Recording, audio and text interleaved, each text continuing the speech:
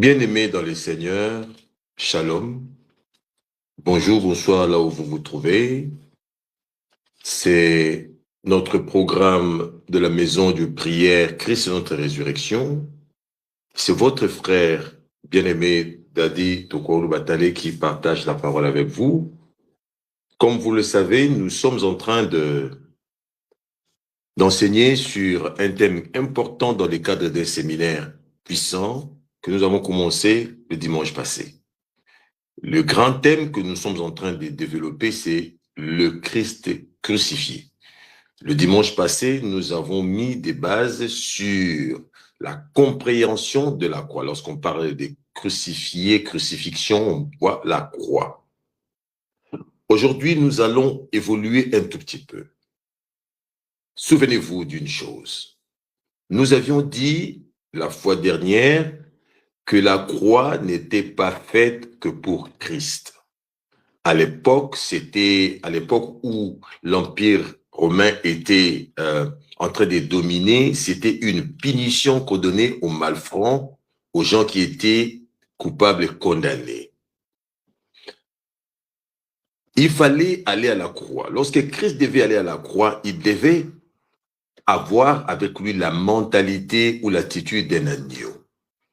Pourquoi? Parce qu'un agneau est utilisé dans la prophétie comme un sacrifice.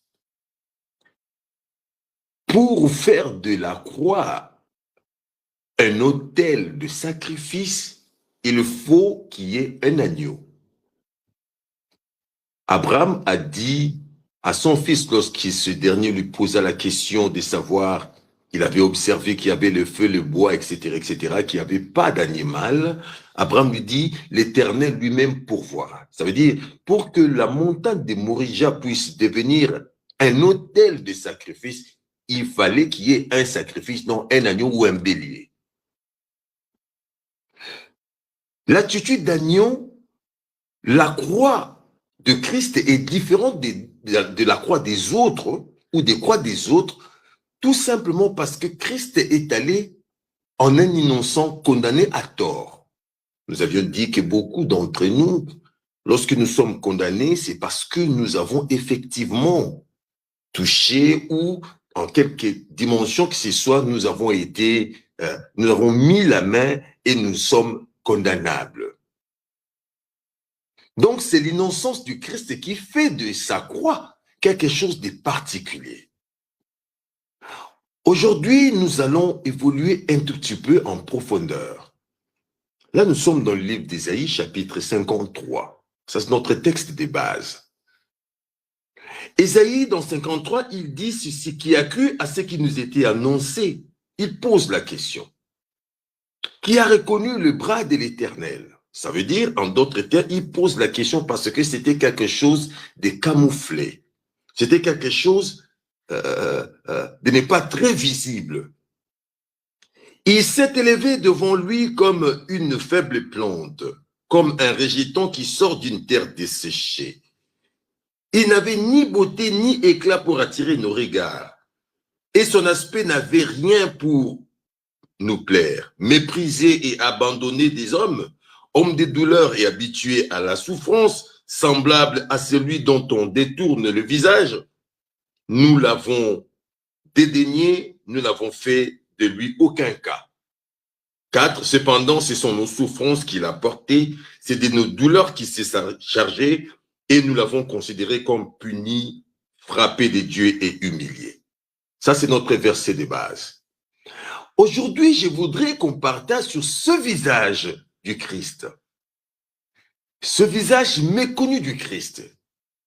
Mais pas simplement pour montrer, mais nous voulons démontrer ce qui se trouve derrière le visage, comme Ésaïe dit ici, et pourtant, cependant, ce sont nos souffrances, c'est-à-dire derrière ces masques revêtus à la croix, il y avait une telle puissance dégagée. Bien-aimés dans le Seigneur, la croix a beaucoup de bénéfices. Il fallait que le Seigneur aille à la croix pour déclencher l'année des grâces. pour déclencher, rendre accessible la vie éternelle. Il dit à un moment à ses disciples, mieux vaut que je m'en aille afin que le consolateur vienne. C'est-à-dire, si Christ n'est pas allé à la croix, le Saint-Esprit qui sillonnait, qui descendait de temps en temps, n'allait pas trouver demeure dans nos cœurs. Donc la croix est même une clé de voûte, et même une clé de cette porte mystérieuse qui s'ouvre pour que le Saint-Esprit puisse entrer. Je suis en train de parler de la nouvelle alliance. Sans la croix, nous serions encore aujourd'hui dans l'alliance mosaïque ou dans l'alliance ancienne, l'ancienne alliance.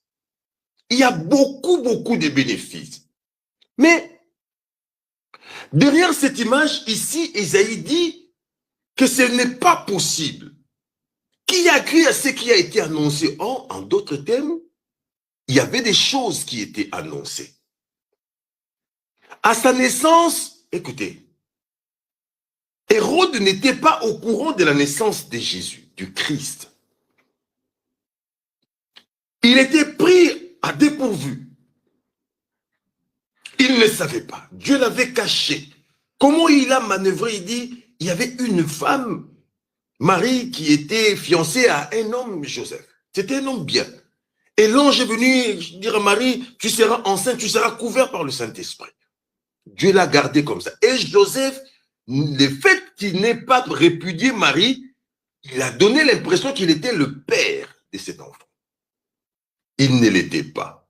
C'est-à-dire que chez les Juifs, le père de Jésus, c'est Joseph. Donc, on ne pouvait pas avoir un problème, c'est l'enfant d'un charpentier. Dieu a caché l'identité du Christ derrière la couverture du charpentier Joseph qu'il était. Alléluia. Lorsque Hérode, je parle du diable par Hérode, sut que effectivement cet enfant-là, né de charpentier, c'est lui le Messie, il a cherché à tuer Jésus. Pourquoi alors Dieu a voulu que Jésus ne soit pas tué quand il était jeune, quand il était enfant? Parce que la mort de Jésus en dehors de la croix, la mort de Jésus tué alors qu'il n'avait pas encore annoncé l'évangile, il n'était pas encore éprouvé, tenté, il n'est pas passé par la main d'un lévite pour être checké que l'agneau, effectivement, c'est l'agneau de Dieu. Il est sans tache, sans défaut. Dans les eaux des Jourdain, la Bible dit, Jean a checké. Jean a regardé. Parce qu'il fallait que l'agneau soit sans tache, sans défaut, irréprochable. Et Jean, étant le fils de Zacharie, qui était un lévite, donc Jean était lévite, il a checké que l'agneau répondait aux conditions. Et le lendemain, la Bible dit, il a présenté, dit, voici l'agneau de Dieu qui ôte les péchés du monde. Mais le sacrifice devrait être fait à la montagne de Carmel, au Golgotha. Je voudrais dire à quelqu'un que souvent nous abandonnons lorsque nous nous retrouvons dans une situation où les miroirs nous trahissent. Je parle du miroir, tu regardes comment tu es devenu en Christ physiquement parlant.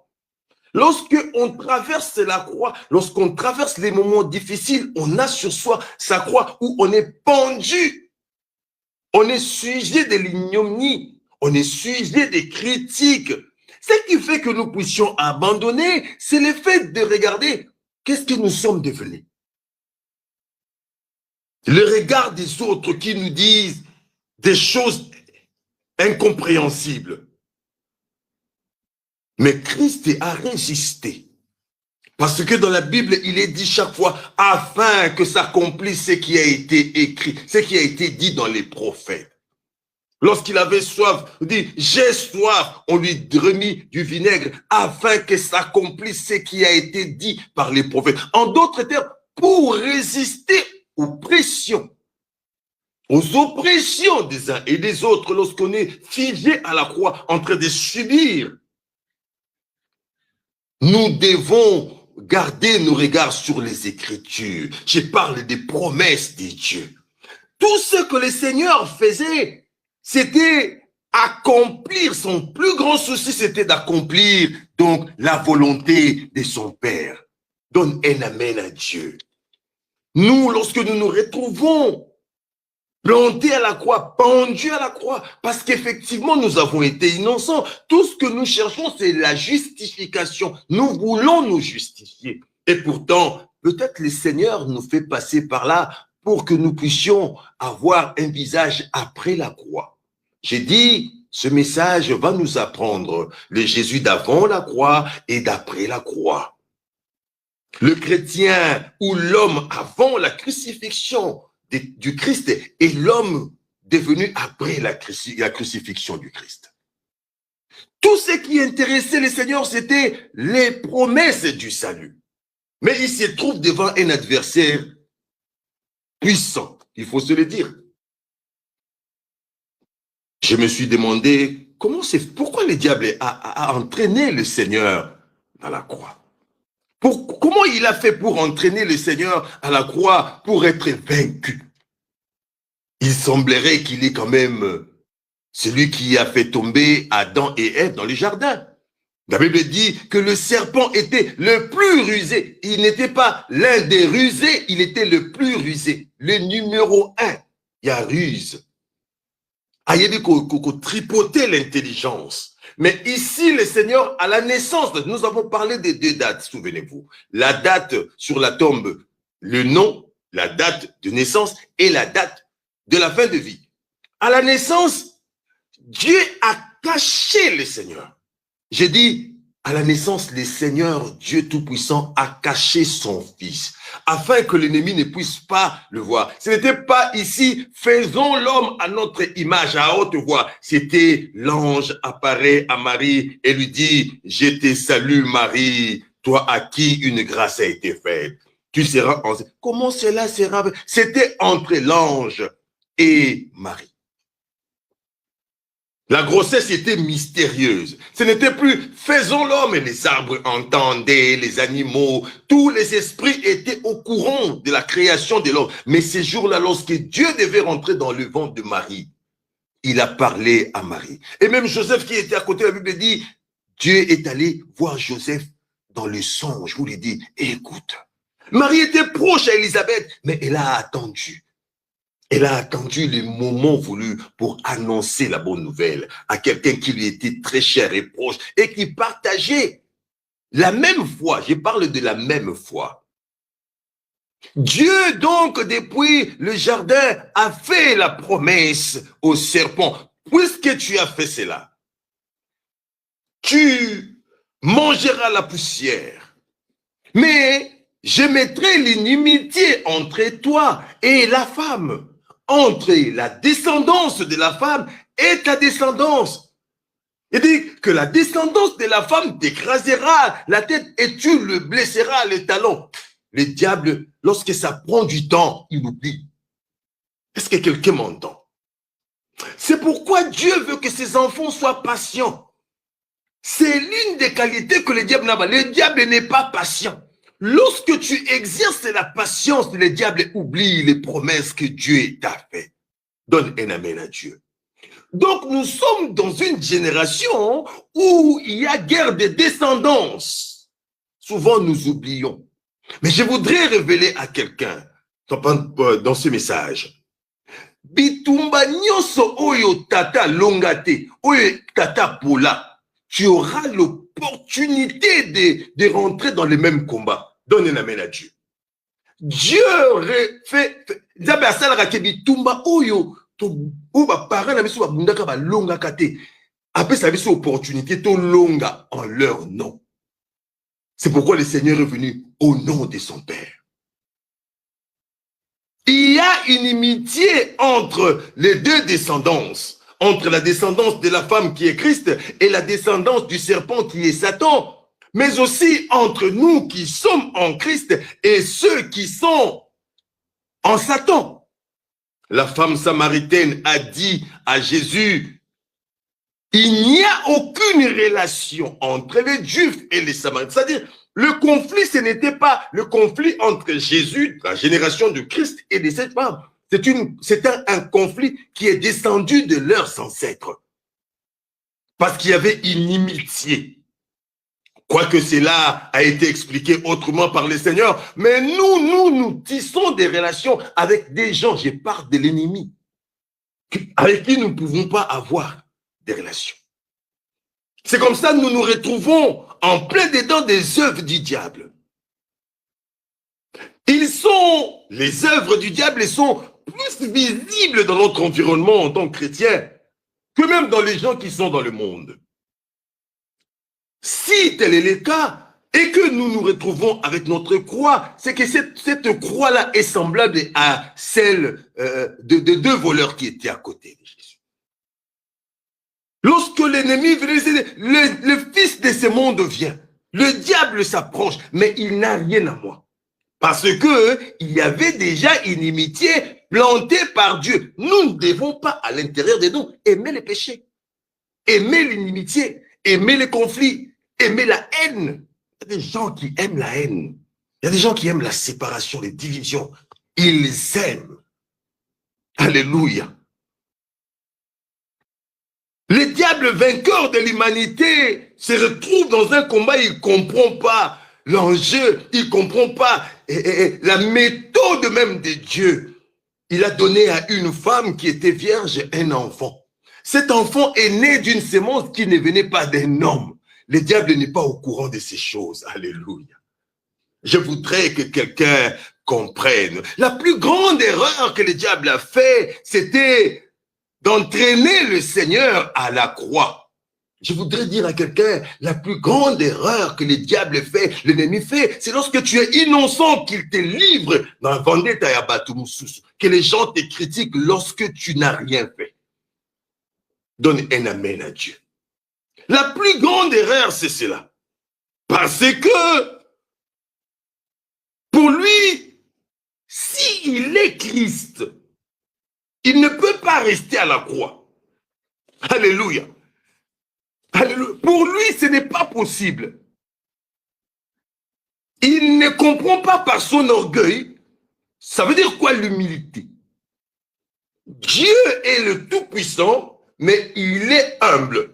Le diable est puissant, mais il est orgueilleux. Il n'y a pas d'humilité en lui. Le Christ ne peut pas rester à la croix. C'est-à-dire, si on doit crucifier quelqu'un et que cette personne s'avère être le Christ, il doit descendre de la croix. C'est pourquoi je vous dis, si tu es le Fils de Dieu, sauve-toi toi-même. Je veux vraiment voir, parce que selon le diable dans son cœur, avec son orgueil, avec sa façon de faire les choses, avec sa perception de la vie, il ne peut pas concevoir que le Christ puisse rester à la croix. La Bible dit dans le livre d'Ésaïe 53, il dit « Homme des douleurs habitué à la souffrance ».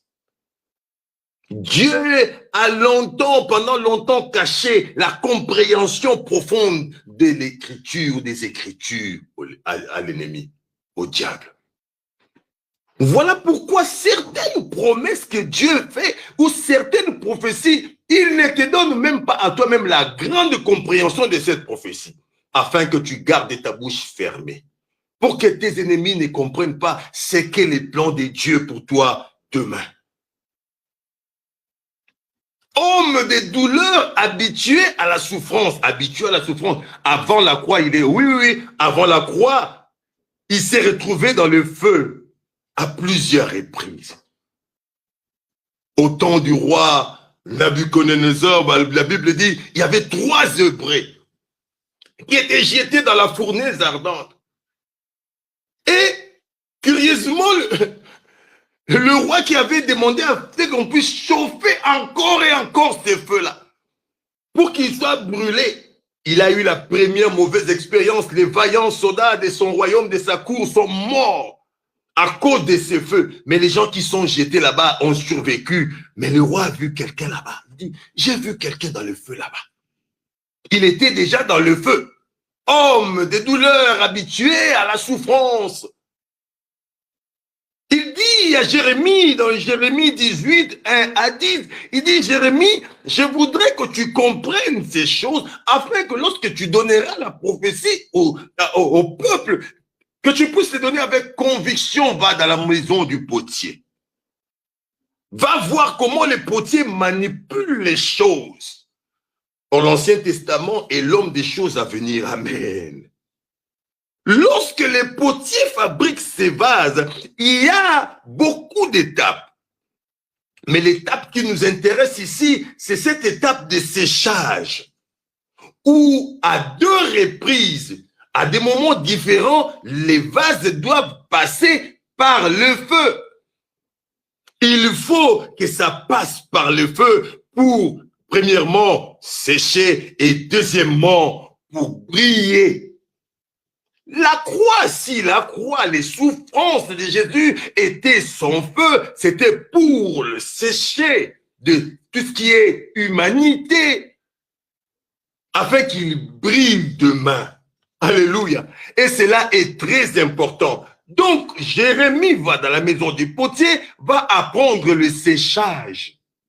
Deux fois, le Seigneur nous laisse entre les paroles malsaines des autres pour nous sécher tout simplement. Souvenez-vous des bois de gopher, souvenez-vous de tous ces bois qu'on a utilisés, que ce soit dans le désert avec l'arche, que ce soit au temps de Noé, avec l'arche de Noé, ça devait sécher concernant les bois. Mais Christ ici est en or. Parlant de vase, il dit, à 2 fois, quand j'étais en train de regarder, on a dit que premièrement, donc le vase qui a déjà pris la forme doit passer par le feu pour l'aider à se solidifier. La croix va t'aider à te solidifier. Tu vas devenir résistant. Tu vas devenir, j'ai dit, résistant. Résistant aux situations qui peuvent se présenter, résistant aux malices de l'ennemi, résistant à toutes ces choses que l'ennemi peut venir. Jésus est passé par le feu au temps de Nabuchodonosor. Parce que la Bible dit, David a dit, le Seigneur dit à mon Seigneur, reste à ma droite jusqu'à ce que, ça veut dire que le temps s'écoule, jusqu'au moment opportun. Si Christ, qui a porté le corps et vase, il est passé par toutes ces étapes, l'étape de séchage où le vase doit prendre l'air. C'est pourquoi il s'est promené de temps en temps sur terre pour prendre l'air afin que ma belée et quoi koukaouka. Et la deuxième fois, le vase doit passer par le feu encore plus grand, comme à la croix maintenant. C'est pourquoi lorsque Isaïe le dit, méprisé et abandonné des hommes des douleurs, tantôt Moïse le croise, il les frappe. Homme des douleurs, il a été frappé, flagellé par les siens. Dans le désert, déjà Moïse, on lui dit parle, il frappe. Alléluia. Toi, tu ne veux pas être touché. Tu ne veux pas être touché du tout. Nzambe nanga ko kutana na yo. Okomona o nzambe nanga ko sala yo. Mais à la croix, flagellé, le visage ensanglanté, il dit, Père, pardonne-leur, car ils ne savent pas ce qu'ils font. Celui qui est allé véritablement à la croix porte avec lui ce cœur de pardon. J'ai dit le cœur de pardon. Peu importe ce qu'ils ont fait, peu importe ce qu'ils t'ont fait, peu importe leurs intentions, leurs actions envers toi, le cœur, c'est le cœur à porter le pardon, à transmettre le pardon. Alléluia. Le Christ pour le diable ne peut pas être attaché au bois. Ce n'est pas possible, il ne peut pas être attaché au bois. Attaché au bois, le Christ, c'est donc simplement scandaleux. Et il le dit dans le livre de Corinthiens, il dit, la prédication de la croix, c'est-à-dire le fait même qu'on parle de Christ attaché, c'est un scandale pour les Juifs. Parce que les Juifs, pour eux, le Christ, c'est le sauveur qui doit les libérer de l'emprise romaine. Et vous dites, il est allé à la croix, c'est justement scandaleux. Parce que ici, lorsque la Bible parle de cela dans le livre de Corinthiens, un Corinthien, il dit, les Juifs pour eux, c'est un scandale. Parce que ici, les Juifs représentent tout ce qui est religieux, la religion. Lorsqu'on parle de Christ crucifié, certaines personnes diront, non, ce n'était pas Christ, on doit le séparer. Non, non, là, c'était l'homme. Non, on parle de Christ crucifié. Pourquoi? Parce que dans le livre de Philippiens, il est dit, il s'est dépouillé. Alléluia. Il s'est dépouillé lui-même d'abord. Il commence d'abord par se dépouiller avant de dépouiller l'ennemi à la croix. Laissez-moi vous lire ce passage puissant. Ayez en vous les sentiments qui étaient en Jésus-Christ, lesquels existant en forme de Dieu n'a point regardé comme une proie arrachée d'être égal à Dieu. Mais il s'est dépouillé lui-même en prenant une forme de serviteur en devenant homme. C'est-à-dire que le mystère, premièrement, a commencé à la conception du Christ dans les ventres de Marie. Ce n'était pas bébé, et puis certains disent, non, il est devenu lorsque l'esprit, mais non, non, non. Il est fabriqué, conçu en Christ déjà dans les seins de Marie. Voilà pourquoi lorsque Marie salua Élisabeth, Élisabeth a senti, alléluia.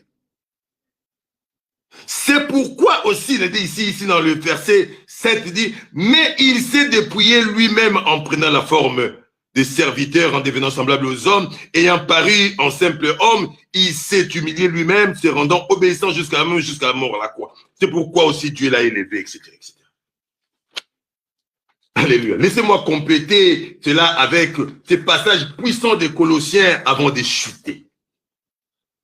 Dans Colossiens, il est dit, Colossiens 2, chapitre 2, verset 3, Colossiens chapitre 2, verset 13 à 14.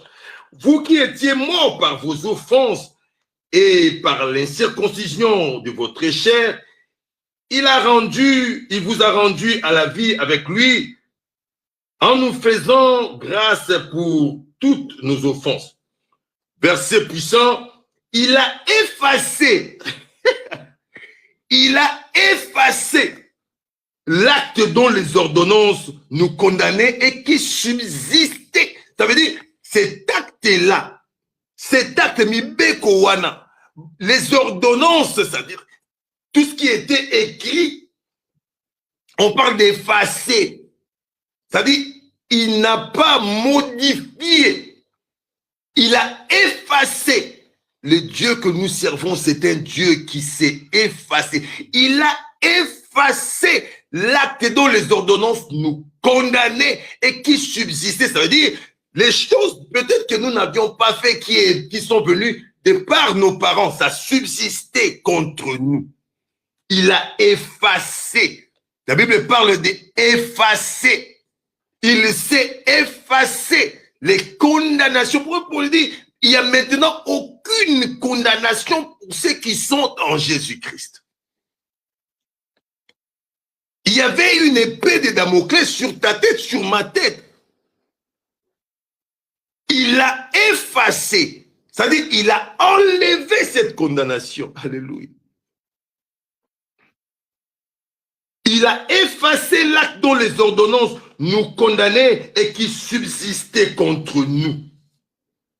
Alléluia. Il a détruit en le clouant à la croix. Il y a eu des, c'est-à-dire d'abord il efface et puis il détruit. Parce que quand on détruit, si ce n'est pas encore effacé, dit, oh, on voit des signes. Donc, il a d'abord effacé. Ça devient comme une feuille où on avait écrit, mais c'est redevenu vierge. Mais pour être sûr, pour que nous soyons sûrs qu'il n'y a plus de condamnation, la Bible dit, il a déchiré. Comment? En clouant cela à la croix. C'est-à-dire à la croix, pendant que le diable lui posait des questions, lui, il lisait. Bah, qu'est-ce qu'ils font à leurs enfants? Leurs enfants, ils ont les démons des eaux. Il a effacé. Alléluia. Bangala.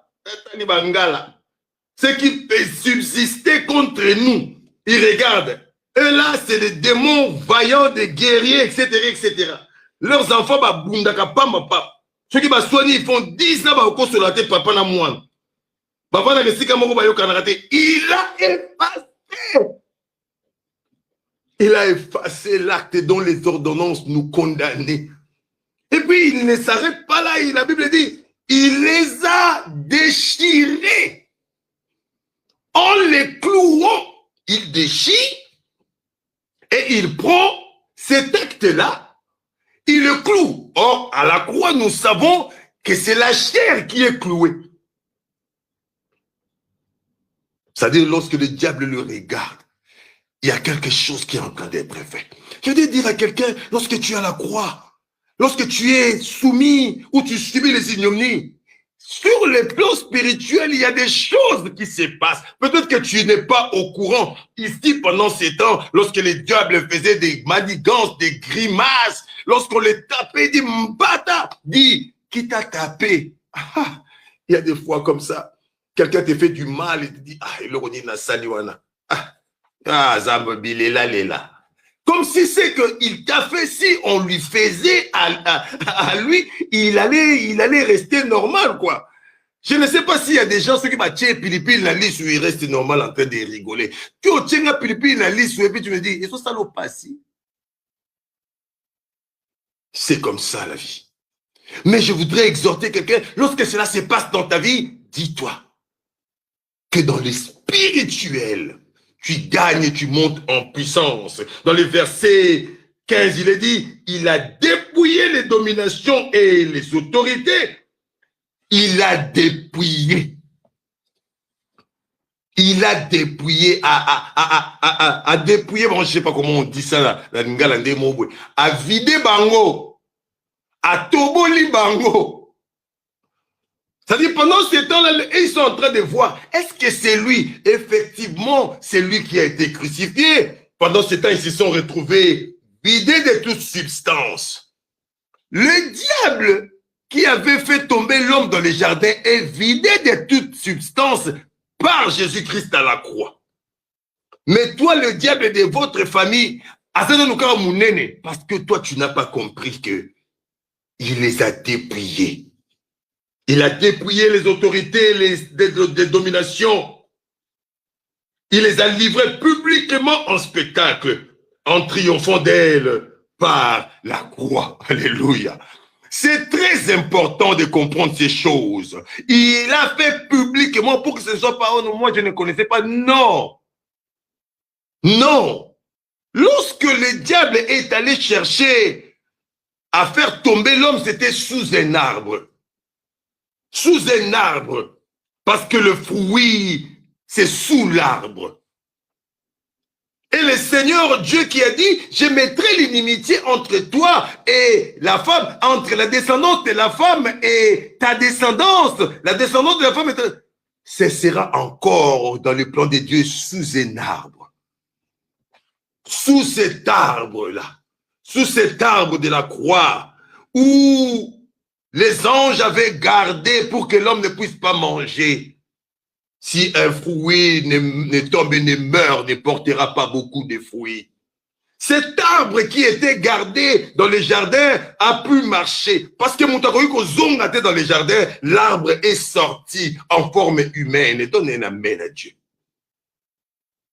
Peut-être que toi aussi, tu es un arbre de ta famille en forme d'une femme, en forme d'un enfant, et tu marches. Seulement, ce que tu ne connais pas, c'est que à la croix, tu es là pour faire tomber des fruits afin que l'ennemi soit livré en spectacle. La victoire du Christ à la croix est spectaculaire. Alléluia. Dans les jardins, c'était fruits et feuilles, fruits et fruits. L'homme a mangé les fruits. C'était sous l'arbre. C'est aussi sous l'arbre que l'ennemi est traîné en spectacle. C'est sous l'arbre que l'ennemi est traîné.